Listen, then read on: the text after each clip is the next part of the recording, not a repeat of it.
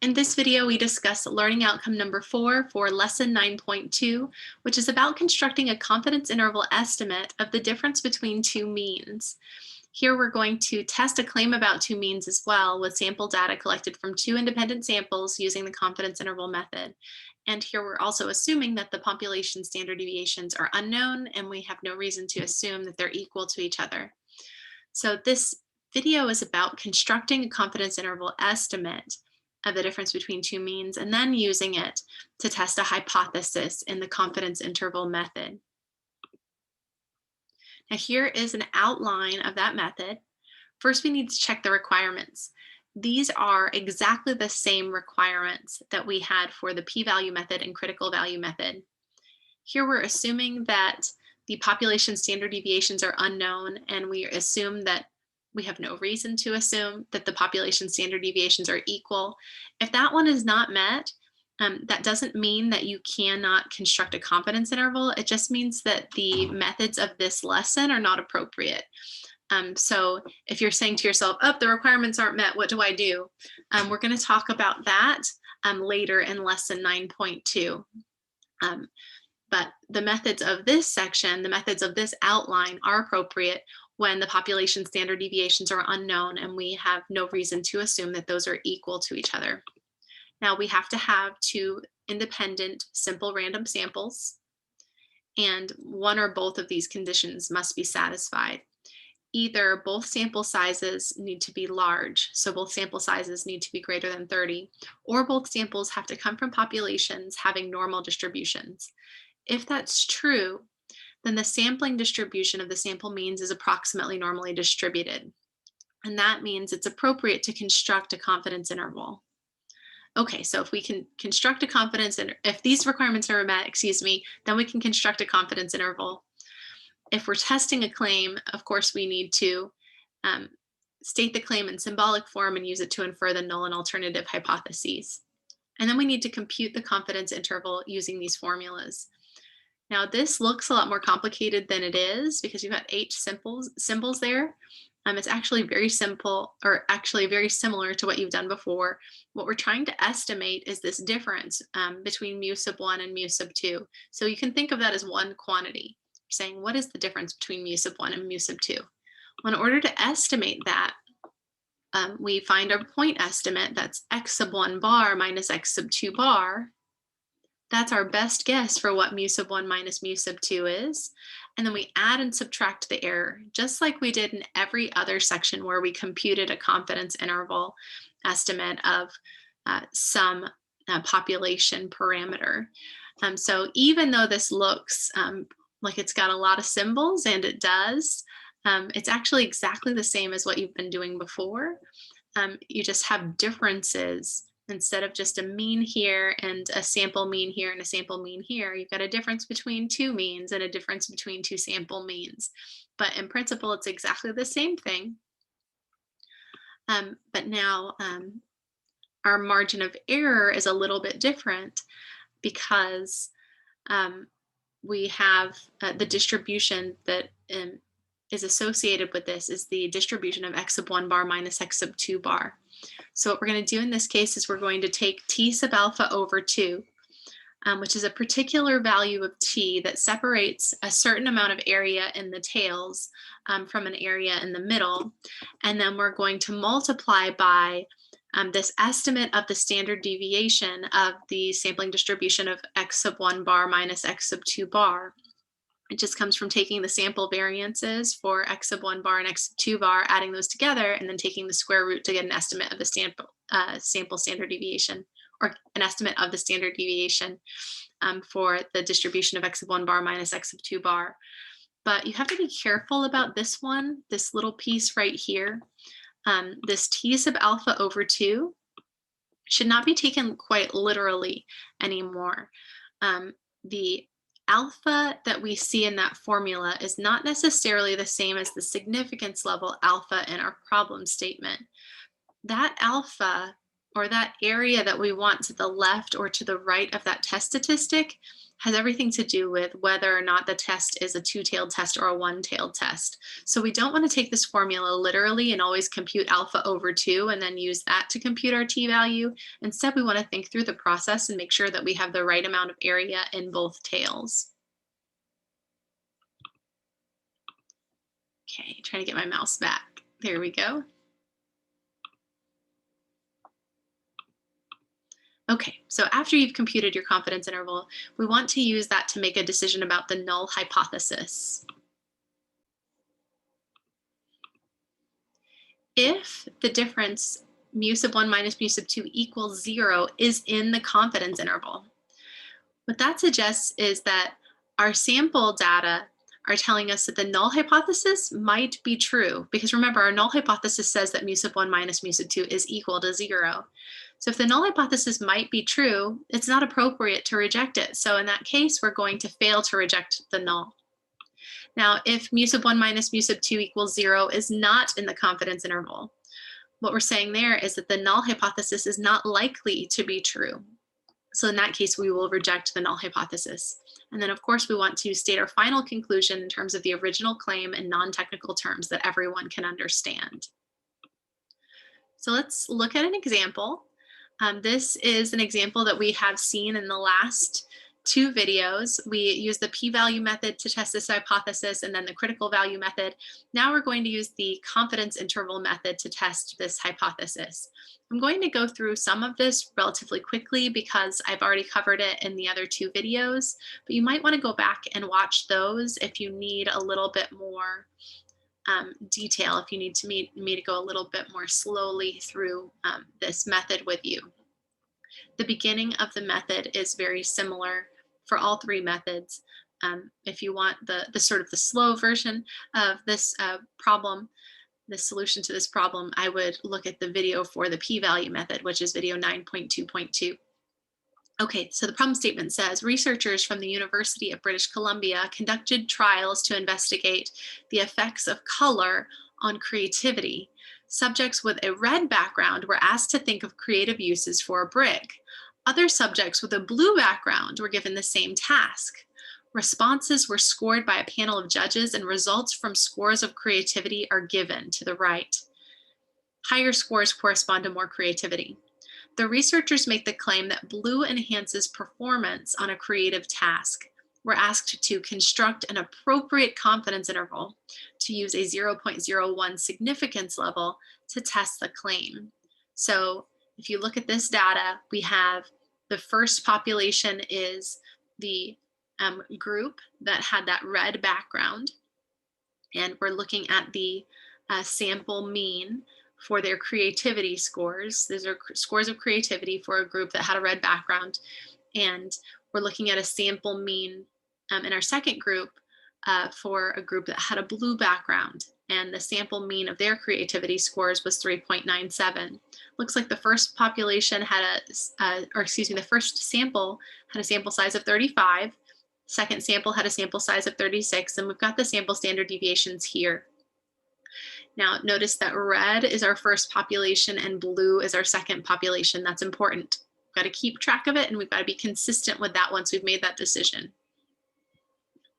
Then we will state the conclusion about the null hypothesis, as well as the final conclusion that addresses the original claim. Okay, so the first thing we need to do is check the requirements.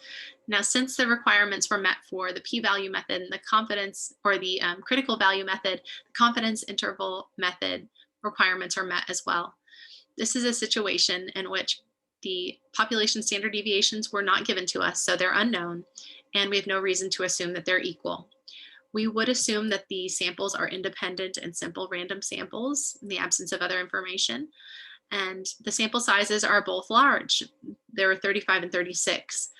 So we have every reason to believe that the sampling distribution of the sample means is approximately normal. So the methods of this section are appropriate.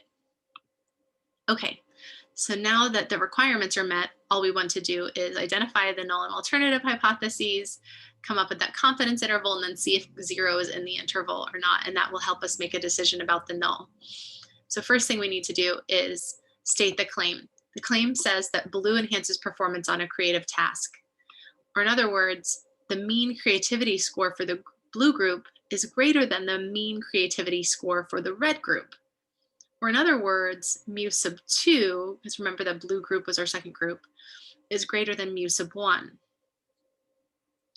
Now, since that claim does not contain the condition of equality, it's just a strictly greater than sign, that means it's the alternative hypothesis. Now, when we write down the alternative hypothesis, mu sub 2 is greater than mu sub 1 would be totally fine for our purposes. But when we're looking at the answers on MyLab statistics, they're always going to list mu sub 1 first. So rather than saying that mu sub 2 is greater than mu sub 1, what they would have you say instead is that mu sub 2 or mu sub 1 is less than mu sub 2, which is of course true if this isn't true. So that's the alternative hypothesis. That's our claim. Now,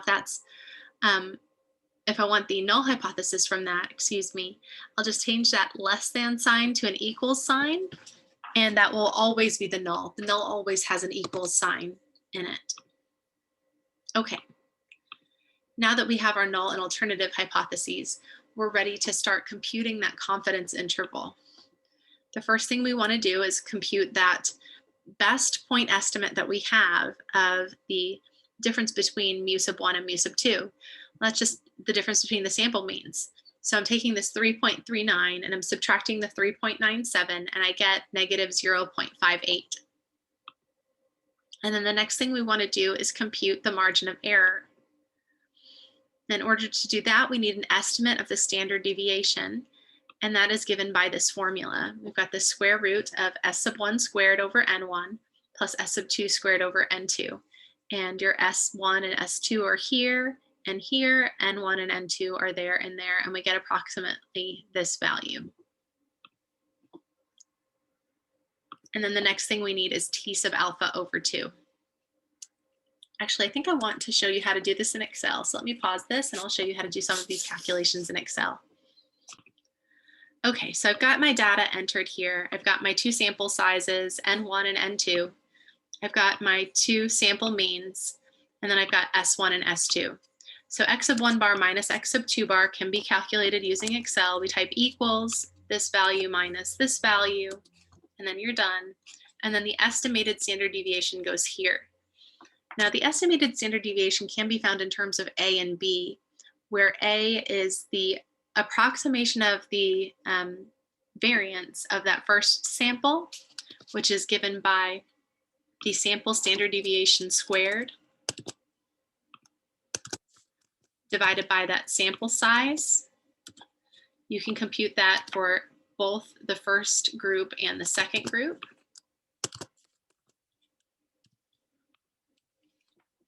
So you've got your A and B there.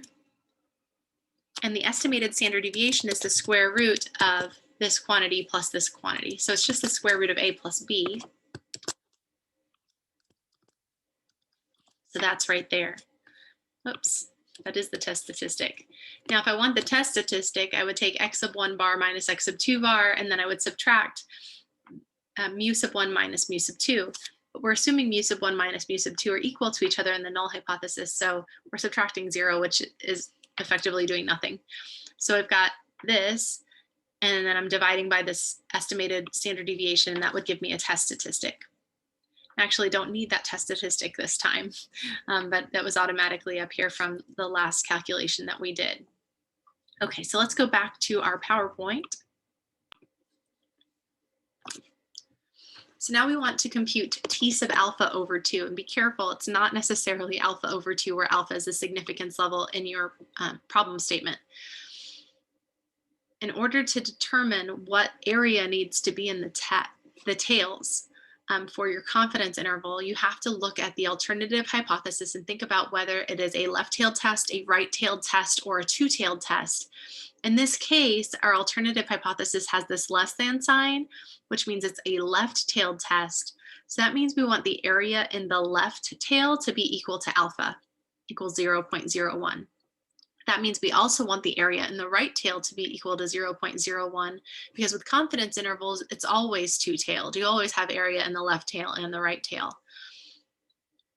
And then if we want a conservative estimate of the number of degrees of freedom, we can just take the minimum of n sub 1 minus 1 and n sub 1 minus 2.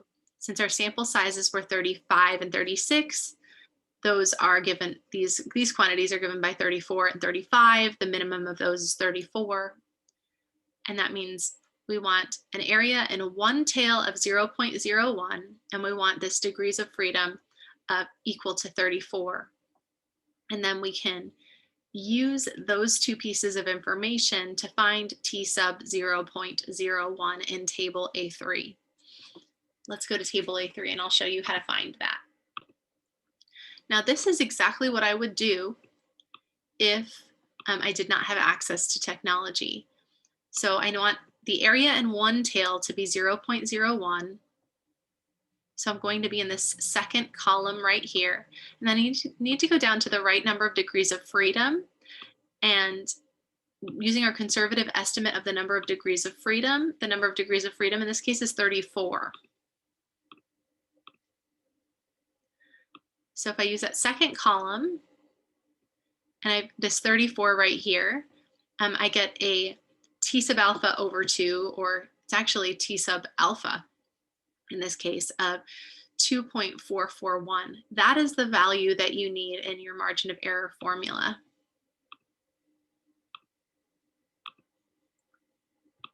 Okay, so now we've got enough to compute our margin of error. We have our t value using our conservative estimate of the number of degrees of freedom, and we have the estimated standard deviation, just given by this quantity, which is about 0.195. And if you multiply those two together, you get a margin of error equal to this.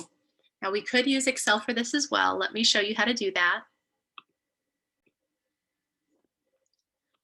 Okay, so if I wanted to find T sub alpha over 2, actually T sub 0.01 in this case, because we want the area in one tail to be 0.01. That means I'm looking for a t-score that corresponds to a certain area. So I want to use an inverse function, t.inv. And I want the probability associated with that. So if I'm looking for an area in one tail of 0.01, that top t value that separates that area of 0.01 from the bottom 99% of the area is associated with an area to the left of 0.99. And the number of degrees of freedom that I chose to use in this case was the minimum of one less than this sample size and one less than this sample size, which is 34. And so I get this, which is exactly the same value that we had in table A3. But if I had access to technology, I probably wouldn't use that estimate of the number of degrees of freedom. Instead, I would use the exact number of degrees of freedom. Now, the formula for that is in terms of A and B, where A is the first sample standard deviation squared over the first sample size, and B is just like it, but you're using the statistics from the second sample. The numerator for that exact number of degrees of freedom is A plus B squared. So I would type equals, open parentheses, A plus B, close parentheses, squared. And the denominator is A squared over the sample size associated with that first sample, minus 1, plus B squared, oops, open parentheses, B squared, divided by, open parentheses, that second sample size, minus 1, close parentheses, hit enter, and your numerator over your denominator is your exact number of degrees of freedom. And so you get 58 degrees of freedom. And if you're saying to yourself, what, that's going to give you a very different t value, let's see how different it is. Our t-score would be t.inv. We're still trying to find a t value that goes with a certain probability. We still want the probability to be a 0.99 as the area to the left, because we want to separate that top 1% of the area. But this time we want to use the exact number of degrees of freedom. And we get that. So we see that the t value is just a little bit smaller when we use the exact number of degrees of freedom than it was when we used that conservative estimate. Okay, so let me write that this is the exact DF version, and this is the estimated DF. Okay, now the margin of error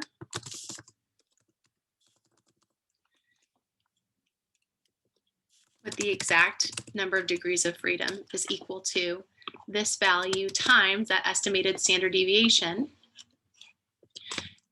And with the estimated number of degrees of freedom, it would be this number times the estimated standard deviation. You see how the margin of error is a little bit larger with that estimated standard deviation? That's what I meant when I said that you would be less likely to reject the null hypothesis in that case because the interval around that null hypothesis is larger. Or not it's not the interval around the hypothesis itself, but the interval around the mean, that it's a larger there. Yeah, that's what you're much likely, or you're less likely to reject the null in that case if you're using that estimated number of degrees of freedom. So we've got our margin of error, which is about 0.466 or 0.475, depending on whether you use the exact value or the estimate. And then from there, you have enough to construct the confidence interval. So the confidence interval with the exact number of degrees of freedom can be computed this way. Oops, you want your upper limit here and then your lower limit for your confidence interval here. Upper limit would be x sub 1 bar minus x sub 2 bar plus the margin of error.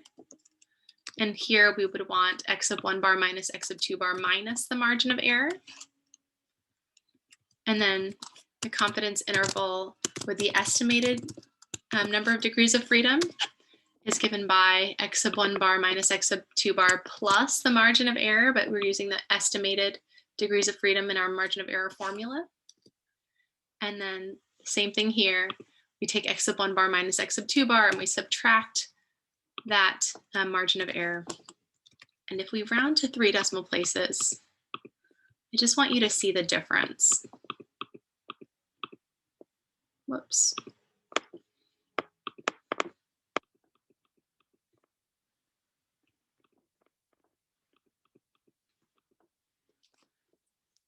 So it's not that different. I mean, it's different. It's definitely different. This is negative 0.105 as the upper limit, as opposed to negative 0.114 as the upper limit.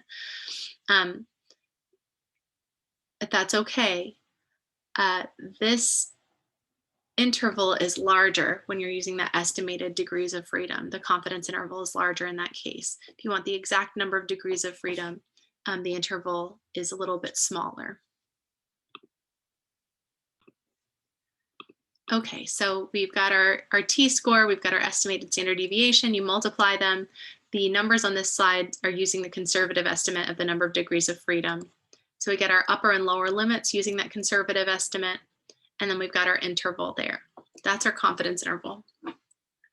Since we had 1% of the area in the top tail and 1% of the area in the bottom tail, it turned out that this time we had a 98% confidence interval when our alpha, that's our significance level for our hypothesis test, was 0.01. So it was not a 99% confidence interval, but it was a 98% confidence interval.